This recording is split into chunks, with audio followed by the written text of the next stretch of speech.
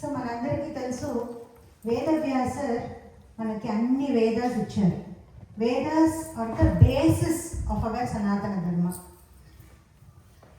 After compiling the Vedas, ఆయన Upanishads he compile 108 Upanishads, and then Itihasas, Ramayana and Mahabharata. తర్వాత పురాణాస్, 17 పురాణాస్ ఇచ్చారు. అన్నీ రాసేసిన తర్వాత ఆయనకి ఏదో మిస్ అయినట్టు అనిపించింది.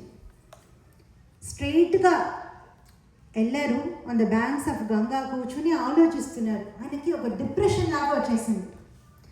జనరలీ మనకంతా ఎప్పుడు డిప్రెషన్ వస్తుందంటే ఏదో లోక విషయంలో ఏదో ఒక కష్టం, ఏదో ఒక ప్రాబ్లమ్స్ వస్తే మనం స్ట్రెస్ అవుతాం, డిప్రెస్ అవుతాం. బట్ మహాన్స్కి అట్లా కాదు. వాళ్ళకి ఎప్పుడు అట్లా చాలా డిప్రెషన్ లాంటి ఫీలింగ్ వస్తుందంటే వాళ్ళు ఫ్యూచర్ని చూడగలుగుతారు. ఆయనకి ఫ్యూచర్లో, కలియుగంలో మన లైఫ్ స్టైల్ ఎట్లా ఉంటుందో, మన పరిస్థితి ఏంటో వాళ్ళకి కనిపిస్తుంది. సో వేదవ్యాసర్ అప్పుడు మన స్టేట్ని చూస్తున్నారు. అక్కడ చూస్తుంటే ఓకే, మన ఇంత వేదాస్, ఇంత ఉపనిషత్స్, ఇంత పురాణాస్ అన్నీ ఇచ్చాము, ఎవరు చదువుతారు? కలియుగంలో ఎవరికి టైం ఉంటుంది? మన లైఫ్ గురించి మనకు తెలుసు. సో నిజంగా చెప్పాలంటే మనం మార్నింగ్ లేచేటప్పుడే మనకి ఎంతో విషయాలు, ఎంతో ప్రాబ్లమ్స్, ఏదేదో మన మైండ్లో ఉంటుంది. కానీ ప్రశాంతంగా కూర్చుని ఒక పూజ చేసుకుంటామంటే కూడా కష్టమే. సో అట్లా ఉన్న పరిస్థితిలో ఉన్న వాళ్ళకి మార్గం ఏంటి? వాళ్ళు కూడా భగవంతుడిని ఆలోచించి స్మరణ చేయాలి కదా. వాళ్ళకి what is the way out అని ఆయన ఆలోచించి అట్లా ఒక డిప్రెషన్ లాగా అయిపోయారు. ఇంత నేను ఇచ్చాను, బట్ చదివే వాళ్ళు ఎవరు ఉన్నారు? Maybe few people. But dharma అనేది it's not meant for few people. అందరికీ we should show a path. Every single person in Kaliyuga should attain Bhagavan. So అప్పుడు ఆయన ఆలోచించినప్పుడు Narada Muni comes there to meet Vedavyasa. ఆయన చెప్పారు, నీ మొగం చూస్తేనే నాకు తెలుస్తుంది నువ్వు దేని గురించి ఆలోచిస్తావని. కలియుగంలో ఉన్నవాళ్ళు కూడా భగవంతుడిని అటైన్ అవ్వాలంటే ఒకటే మార్గం, అంటే భాగవత ధర్మ, ద పాత్ ఆఫ్ నామ సంకీర్తన్. సో వాళ్ళ కోసం ఒక గ్రంథం రాయాలి అని the last work that Vedavyasa did was Srimad Bhagavatam Mahapuranam. It is the 18th Puranam. That was the last thing. So అందుకే శ్రీమద్ భాగవతంని ఏమంటారంటే essence of all Vedas compiled together is Srimad Bhagavatam. కానీ భాగవతం చదవడానికి మనకి టైం ఉందా? అది కూడా లేదు.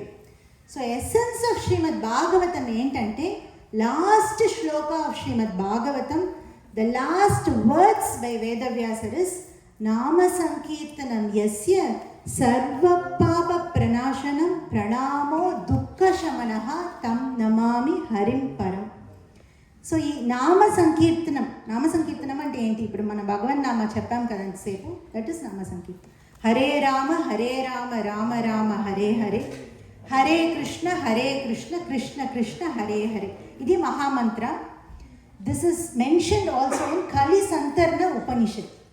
సో ఈ నామ ఒకటి చెప్తూనే ఉంటే చాలు. ఏమవుతుంది? సర్వ పాప ప్రణాశనం. మనకు కష్టాలు ఎందుకు వస్తుంది? మనం చేసిన పాపం వల్ల కదా. ఆ పాపాస్ అంతా ఎరేస్ అవుతుంది ఎప్పుడు నామా చెప్తే. అండ్ పాపం అంత పోయిందంటే ఏంటి? హ్యాపీనెస్సే కదా. So we will be able to live that happy life in this world when we do nama sankirtan. And also sarva papa vinashanam pranamo dukkha shamanaha, dukkhas will get erased. Tam namami harim param. We will attain that Shri Hari. We will sit in the lap of Bhagavan Shri Krishna after this life. So that is the greatness of Bhagavan Nama. Just ఈ లోక విషయానికే కాదు, it will also help us attain Bhagavan. Though it looks so simple. Sometimes మనకి ఈజీగా సింపుల్గా ఉంటే మనకు value తెలీదు. ఏదో నామానే కదా, ఒక గంట సేపు తర్వాత వెళ్తాం, అట్లాగే అనిపిస్తుంది.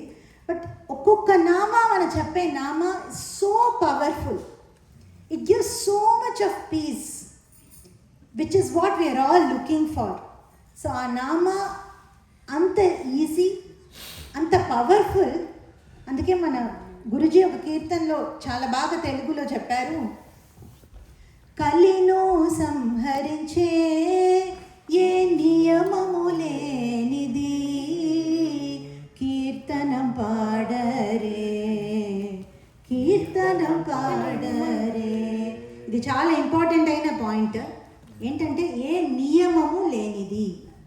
నియమాలు ఫాలో చేయాలన్నా కూడా మనకి కష్టమే. నిజం చెప్పాలంటే స్నానం చేసే నామా చెప్పాలి, పుష్పాలు తీసుకుని పుష్పాలు చెప్పి అర్చన చెప్పి చేస్తేనే నామాకి ఫలం ఉంటుందంటే కష్టం.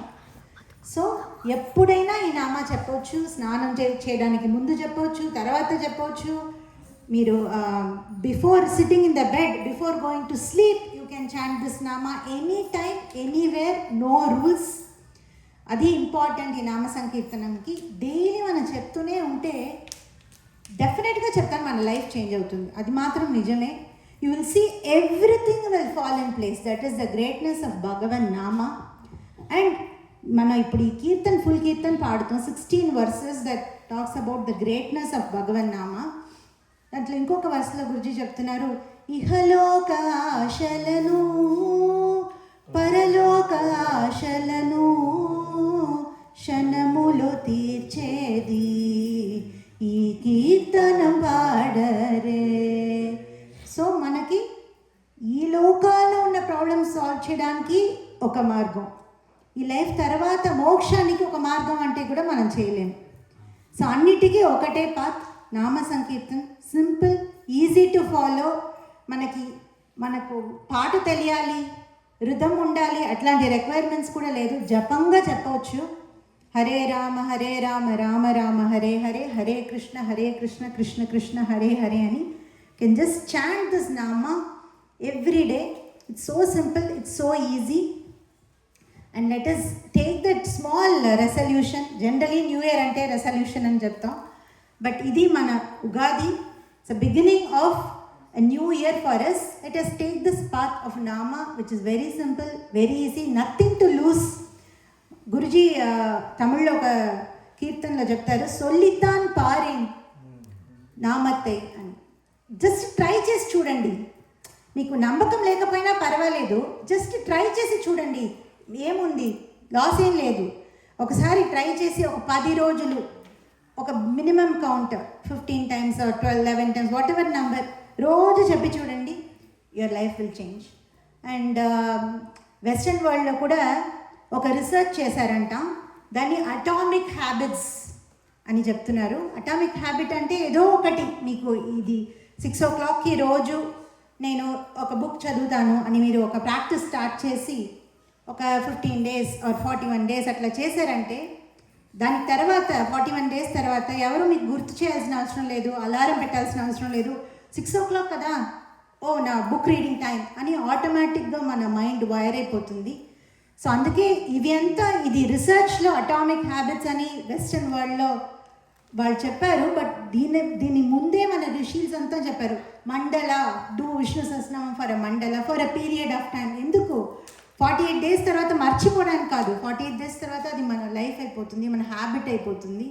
సో అందుకే మన రిషీస్ అంతా అట్లా start small, then it becomes part of our life. So I request my humble pranams to all of you, and I request all of you to chant nama at least 11 times every day.